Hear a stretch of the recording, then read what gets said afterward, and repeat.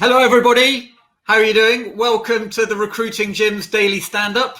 Today we have Catherine Robinson. She is our sourcing coach and LinkedIn training specialist in the Recruiting Gym. And as you know, I normally do a little riff of Paradise City, but Catherine has been working on her own set of lyrics. So take it away, Catherine. Some people want to panic buy. They're running down the length of the aisles, Corona. Oh, look at that. My Sharona. What a fantastic intro. We can tell you've had some spare time. Yep. That's been going around in my head for about 4 weeks now. So there we are. It's good. I think we need a bit more of that. Like, I think there's going to be a lot more parodies. I've written new lyrics to Paul Hardcastle's 19, so that will be coming on Friday. I'm in the process of rehearsing that at the moment. But I guess the whole point of this, Catherine, we've got to find some humour in the situation to sort of try and help us through. Yeah, definitely. Cool. So what we're doing today is we're just going to be chatting about some of the successes that we can maybe get from the day. The principle of the startup is picking one thing that you can focus on to feel like you've had some success from the day, to feel like there's something that you could control.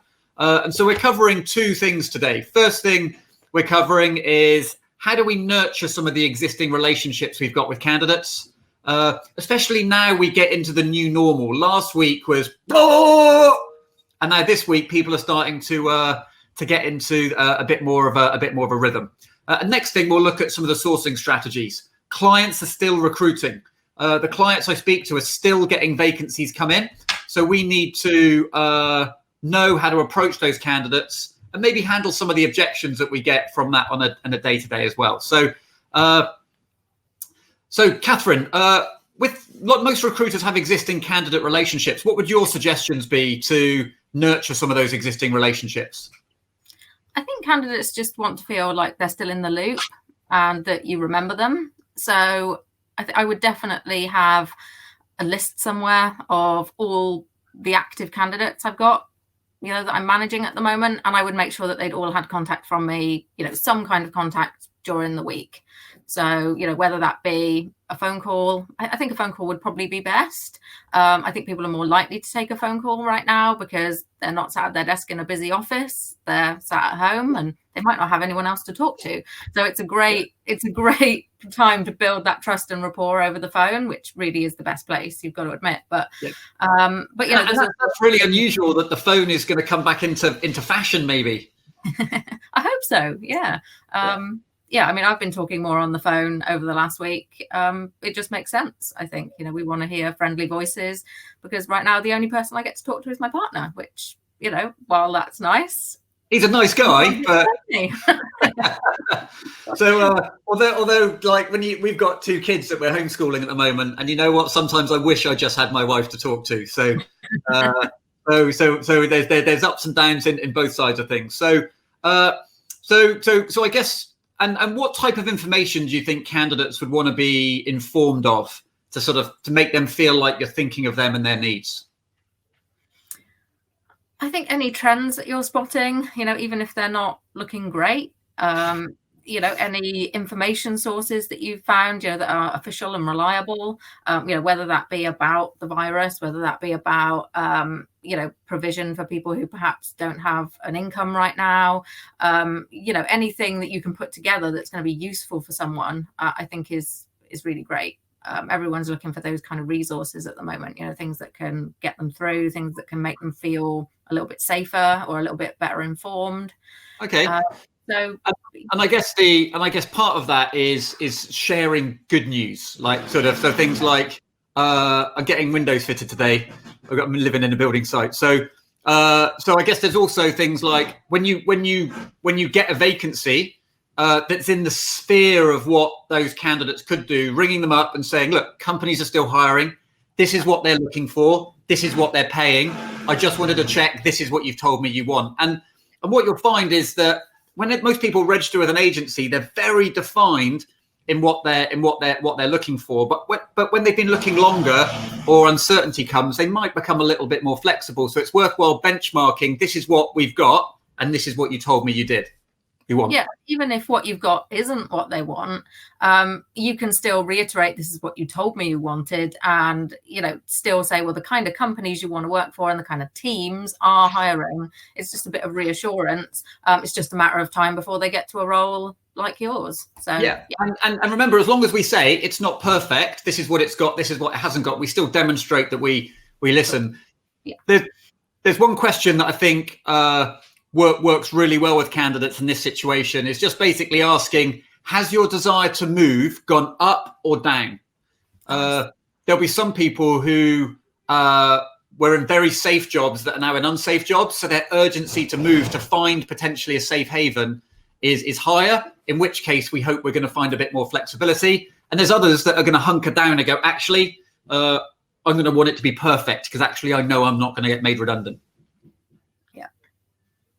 And when it comes to sourcing strategies, Catherine, what would your strategy be if you were reaching out to candidates on LinkedIn or over email in the next few weeks to sort of try and tickle them along, knowing what the mindset of the candidates are? I suppose I would try to keep my expectations realistic. A lot of more, there will be an element of, as you say, more people looking, but then also more people wanting to hunker down and stick where they are. So I guess I would perhaps adjust my target slightly and say, well, this is a perfect time to grow my network and engage my network. So yeah, I would be looking at, well, can I just grow my number of connections? Can I post updates that get comments and likes? Right. What type of updates typically get comments? Because I know a lot of recruiters think, right, well, I post my jobs. What else could I post that's of interest? So at the moment, it's great because we have a lot of world of work related topical stuff going on. Work from home content. Just tell people what your day was like. I got up at this time. This is what I planned to do, but my kids derailed this. What happened to you today? Did your day go to plan?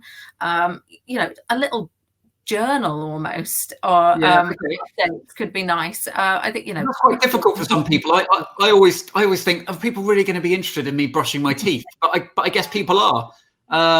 And I mean, I know yesterday I got up with the best of intentions, but my head blew by about 9:30, and I just literally, the day just disappeared through frustrations and anger and just general disappointment with life. So I'm back and recharged today. But I guess it's sharing those types of things just to let everyone know it's not all perfect. Yeah, I mean, I sat here yesterday and I had my little to-do list, and each thing that I had to achieve just seemed to be an absolute, I was fighting myself for each thing.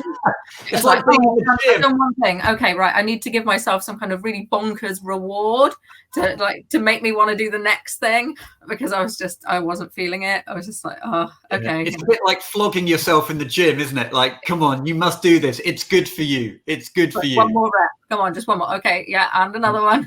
And another one. Okay, you've got to wait. You can stop. And I think the key to approaching candidates, Catherine, is not being so direct. This has always been the case. I mean, when we teach our candidate sourcing course, it's about being a bit more consultative. But just reaching out to candidates and going, how are you feeling? How secure are you feeling in your current role? What's your enthusiasm for a new opportunity? And that's those types of questions definitely help. It's also a good opportunity to talk to people about, flexibility, how they want to work. Are you working from home at the moment? Are you enjoying that? Are you not enjoying it? Is it something you've done before? Is this new for you?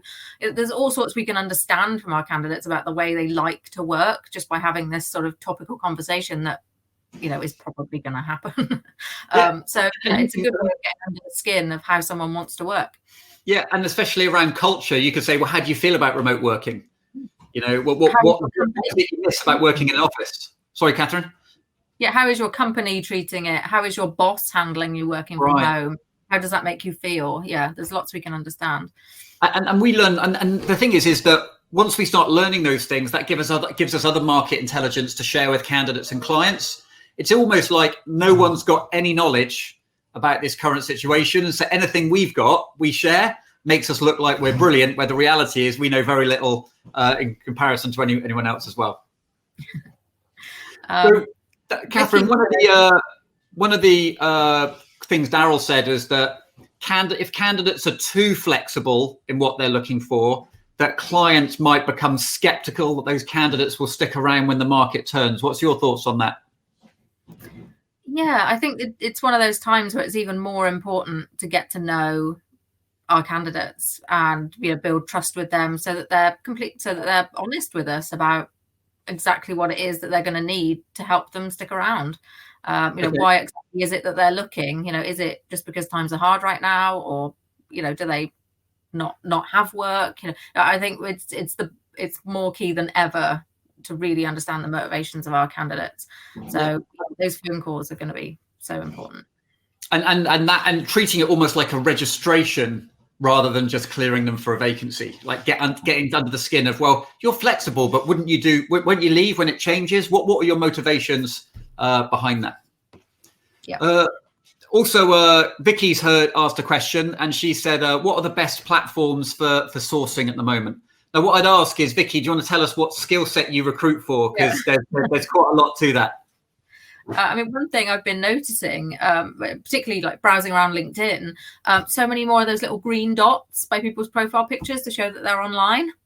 And isn't that nice? People are actually there, which is just lovely, because quite often I'm wondering, when is the last time this person logged in, or those kind of concerns on LinkedIn, and just, is this person even going to get my message? Are they going to see it? Are they going to respond? Whoa, hold on, Catherine. So where does this green dot exist? Hang on a minute, because I haven't seen this green dot. Yeah, so when you're looking at somebody's LinkedIn profile, in like the bottom left hand, of the circle, there's like this little green dot. Is that over their personal picture? Yeah. Right, okay. And Great. Sometimes the green dot, sometimes it's like an outlined green dot, I think. And yeah, it just kind of shows whether the person's active on LinkedIn at the moment. And that's fantastic, because that means if you send a message, they're logged in order to probably receive it, and you're going to get a quicker response. Where if it's red, you're like, well, they're going to leave it. It's almost like knowing whether they're home or not, and whether you're leaving a voicemail that's going to be picked up soon. Yeah, exactly. So yeah, I think actually we're all turning to social media and platforms like that to help us deal with this, to communicate with our friends, our families. So it might actually be a little bit of might almost be time to look at Facebook or something, although not for IT and digital, but yeah, I'd definitely be resurrecting a Twitter account or something. Anywhere that aids online collaboration. So I imagine people will be more active on, your GitHub and your Stack Overflow, things like GitHub. If you've got a personal project, you've probably got a tiny bit more time to work on it now.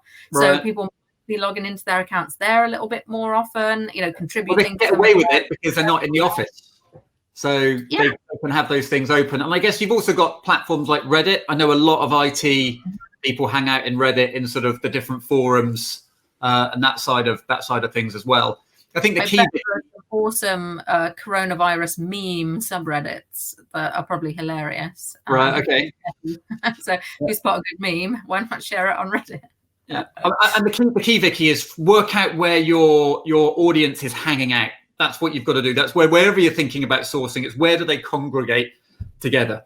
Digitally today, physically, meetup.com, I think is probably a really good place for a lot of local markets. So if you're looking for developers or in startups or fintech in local markets, that will often help you as well. So that's good. So Catherine, it is only a stand-up. It is short and sharp. So what is your motivational pitch for everyone today? I'm putting you on the spot.